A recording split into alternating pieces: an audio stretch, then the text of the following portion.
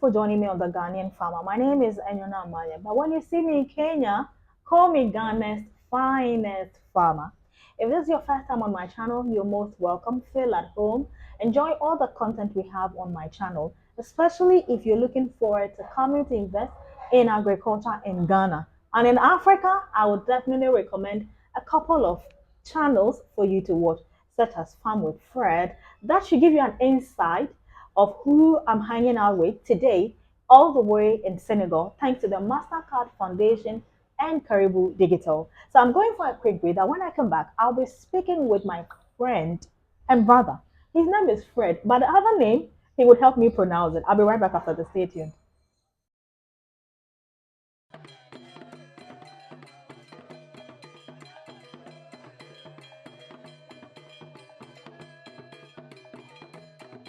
This is the Ghanaian farmer, and I am Enyonam, Ghana's finest farmer. I had told you early on, I'll give you a hint of who I'm going to be speaking with, and his name is, he's from Kenya. Just imagine, Farm with Fred. Oh my goodness. Anyonam. Manye. Manye. My brother, how are you? I'm doing good. How is Kenya? Kenya is beautiful. If there is one country that every African should visit, is Kenya. Okay. Yes. Kenya is one beautiful country, very welcoming. And though it's my first time to visit countries in West Africa, I can say Kenya is very inviting when it comes to other countries, though I've never been discriminated in any country. Majority of my followers are across Africa, not Kenyans alone.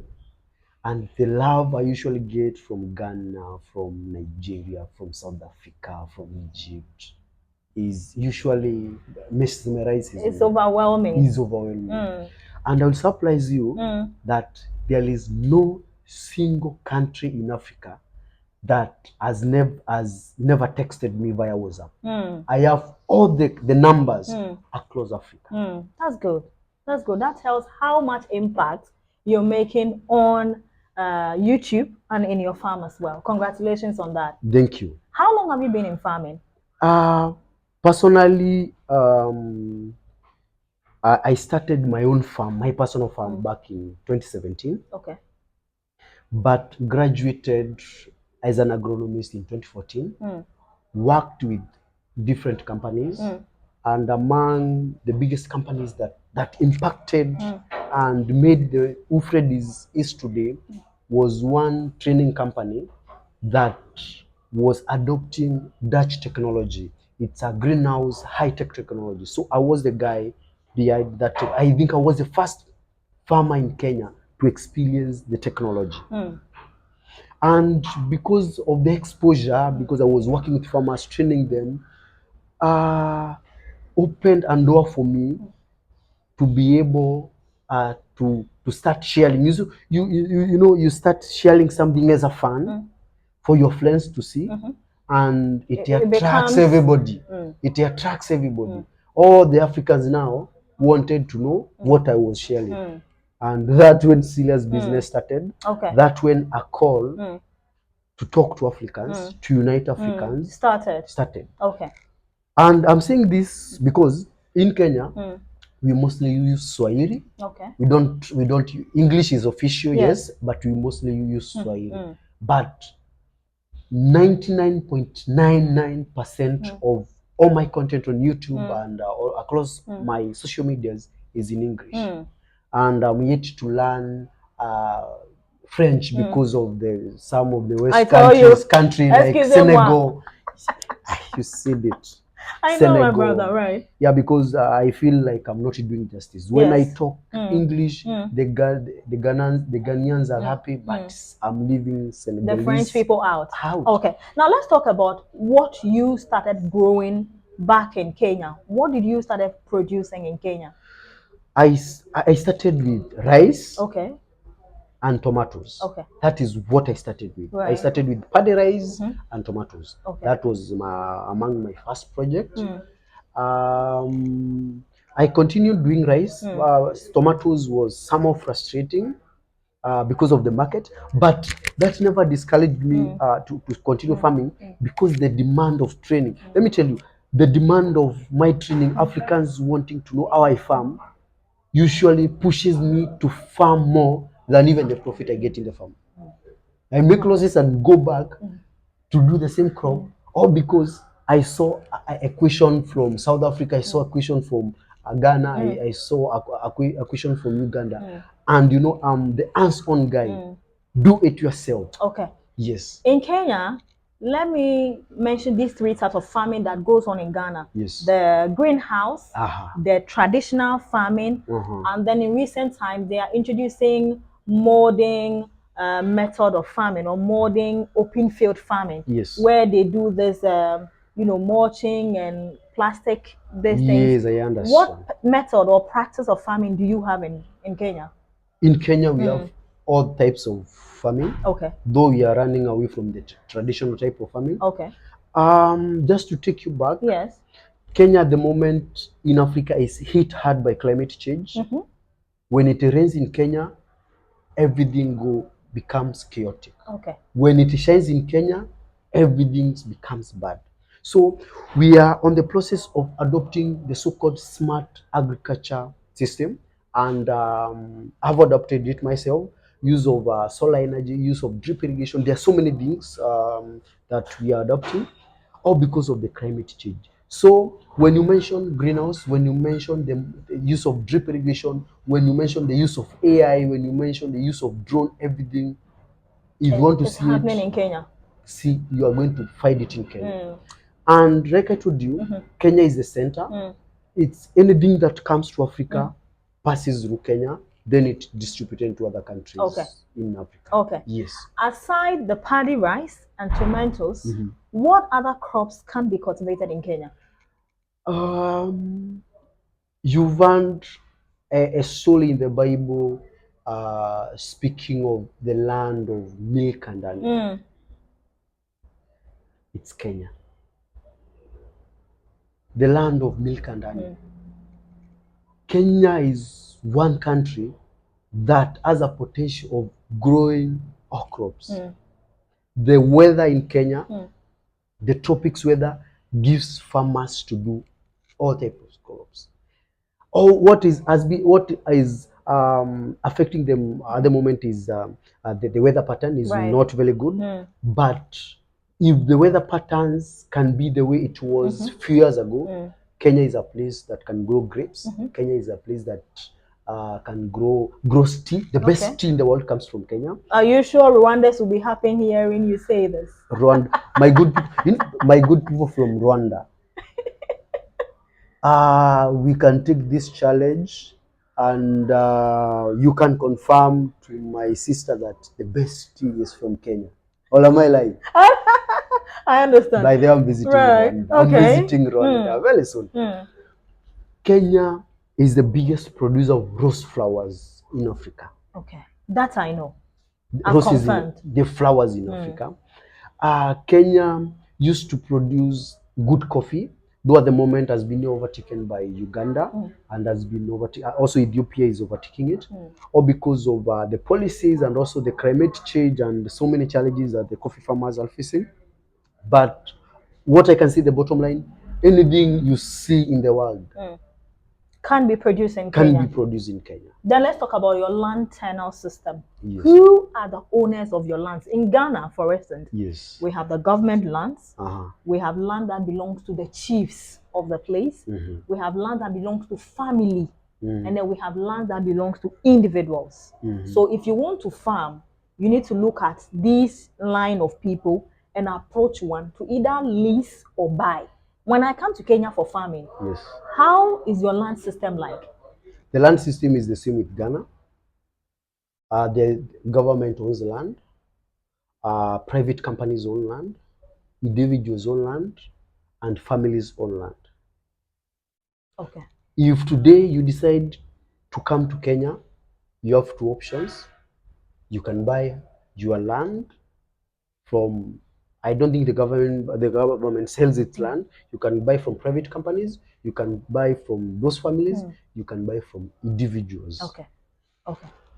And still on land, I think this is something that we need to address to Africans and everybody that is watching us. The land tenure system should not be an excuse to why we are not farming. As a youth, why in the first place do you want to own a land? While you can lease the land, make money, and live a good life. Why do you want to own a land? Yes, you need a land, but at the moment, the savings that you have, the amount of money you have, think of leasing a land. I'll give you an example. You'll use a lot of money to buying an agricultural land, and in simple terms, we call it a dead stock. For you to break even, it will take many years for you to break even. But if you invest that capital in a leased land, within few years, you can even buy that land from the person who has leased to you. So don't think of buying a land, farming land. Think of leasing a land, get good terms, get a lawyer, sign, and start farming. And that's what Fred does. I don't own any land. The lands that you've been seeing, I've been training you, are leased land. Okay. But there is nowhere on my page, on my website, you see that he has leased the land. I usually call the lands mine, and the investment I've done in those land is big. Of course. Yes. It is yours because you lease them. Yes. Now let's move on into the important role that agronomists play for successful farming. Yes. Because back in Ghana, one thing that I have identified, which agronomists have complained about, is farmers do not want to call or invite agronomists into their field to assist them with farming until there's a problem. Then they look for agronomists. Yes. In Kenya, how is your relationship like farmers versus agronomists? I think Africa, or all countries in Africa, belongs to one mother. The behavior in Ghana is the same behavior in Kenya. Farmers, and this is very important, you should know this, agronomy services is an input, is not an emergency. You get me? Yes. Agronomy service is an input, not an emergency. The way they plan for fertilizers, the way they plan for seeds, the agronomy services is supposed to be in that plan. Not when things are going bad. That's when you call an agronomist. And an agronomist is supposed to protect against, not to cure. That's what agronomist is supposed to do. Start with the crop, guide you on the best nutrition, how to till the land, best nutrition, best pest control, best disease control, and link you to the best market. Not when the farm has already been attacked. That when you are looking for an agronomist to cure your farm. That's the role of a farmer. Okay. And to the agronomist, there is something I would like to tell the agronomist. Start to be counted. You know, sometimes you'll find Fred is overwhelmed by the scores, by the many projects, because I start to be counted. There is something that I'm doing. As an agronomist, you need to be practicing. Giving an example with doctors in hospitals. Doctors in hospitals, they don't sit in their homes and be called when there is an accident or when a disease comes. No. Some doctors own private clinics and also works for government. When they are not in the government they are in their clinics, private hospitals. they are in their private hospitals. Okay. Others work full-time with the government. So other than offering the agronomy services, you need to be doing something with yourself. Okay. Yes. For these many years you've spent as a farmer, as an agronomist, yes, has it been rewarding? Very rewarding. Very rewarding. You see the Fred you see today. Fred has worked without connection. In fact, I was the poorest in all my schooling from primary school till I did my course in agriculture, my agronomy course. I was the guys who are not performing very well getting the distinction. I used to have friends who used to perform very well. I've come from the poorest. You see, the poorest family in Ghana or that you're seeing in Africa come from that poorest country. But all these things have not stopped me from doing what I'm doing. You are today. Yes, I've pushed myself and I've stood out against all odds to be the friend that I am today. Thank you. And it's not with anything else. Taking the djembe, farming with my heavy gumboot and my heavy lunch. Those who've watched me, they've seen me doing it. I was waiting A to light lunch. It's light. What is this man? Please, have you seen the food he eats on the farm? Stop. That is it speech from her. Stop. Stop. Don't listen to her. That is breakfast or lunch. You see It's that late. food is No. fuel for me. Okay. So you know when I'm there, I need to go full You tank know, he because said his fingerprints. The phone can recognize. I say, how will the phone recognize your fingerprint? How will phone recognize your fingerprint? But that's just by the way. I'm glad that you acknowledge Yes. that from a poor background today you are highly sought after in your profession. Yes. And every property you have acquired is through farming, and agronomy work. Yes, yes. Now, a lot of young people are out there who admire you today. Yes, thank you. But don't have the guts to take these bold steps. Yes. Getting your hands dirty. Yes. Wearing, running from this farm to the other farm. Yes. And responding, yes, sir. This is good, yes, sir. And at the end of the day, you get your fat check. Yes. They are not willing to do that. What do you have to tell African youths who are in a hurry to run out of Africa to the European countries versus staying here and facing the reality? One thing I want to tell African youths is that I want to tell them the truth that everybody in this world, from America, from Asia, from Europe, is yearning to come and live in Africa. Because Africa is the promised land. So when we run away from Africa, we are not doing justice to our continent and to ourselves. There is somebody somewhere who wants to be farm with John, farm with Maggie, farm with Joy. And this is my advice to you. You don't need to get into farming and be like me. There are so many other opportunities out here. I've mentored so many youths in Kenya, and at the moment you'll find somebody is a trader, buying produce from the farm, go sell. If you don't want to destroy your fingerprint like mine can't even scan on the phone, you can find a space in the agri space and use it well. Push and push until things change. It's not an overnight push. It's not something that you wake up and find yourself. It's something that you do continuously. You're saying you tried and failed. Try repeating it again. Just try that. That's it. That's it. Now, lastly, there are a lot of investors who might be watching you after this interview goes live. Yeah. What will be that message you want to leave to investors who are yearning to come to Nairobi or Kenya for agriculture investment?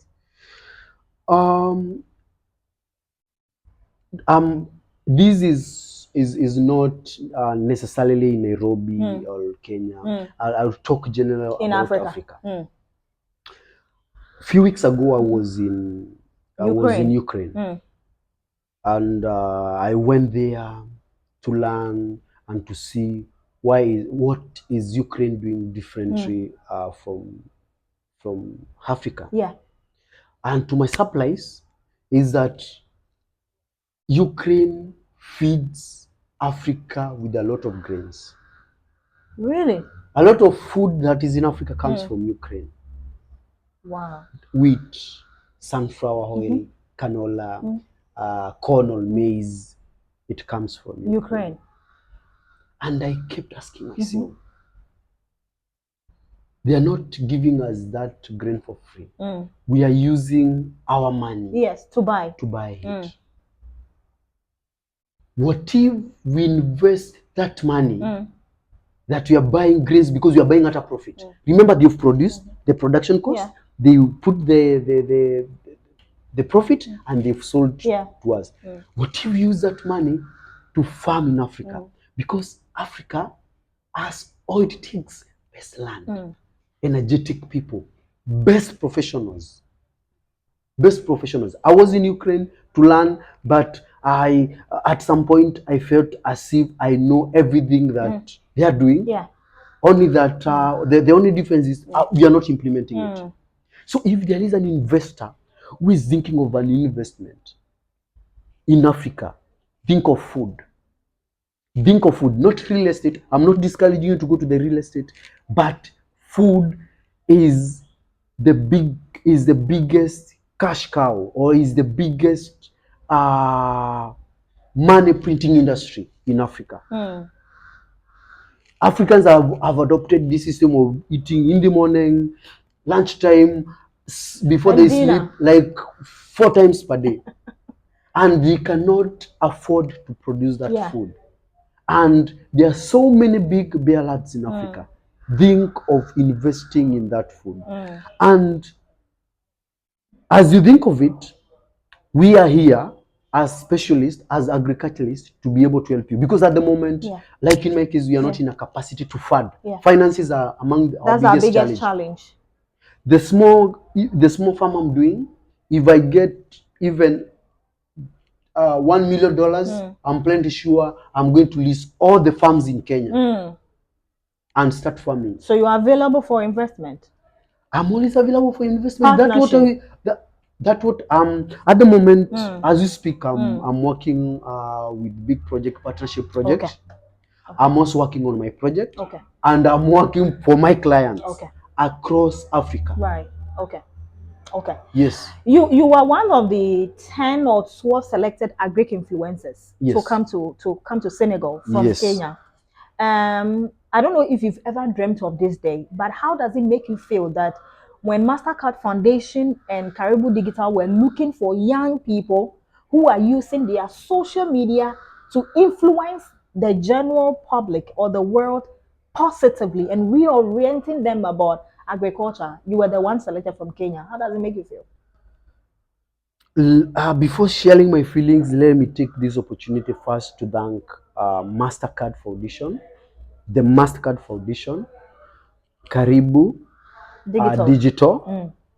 I'm so grateful for seeing a potential in me, a potential of sharing your dream, a potential of sharing what I'm unable to share at my level. You've lifted me to the highest mountain and given me a platform to speak to all Africans.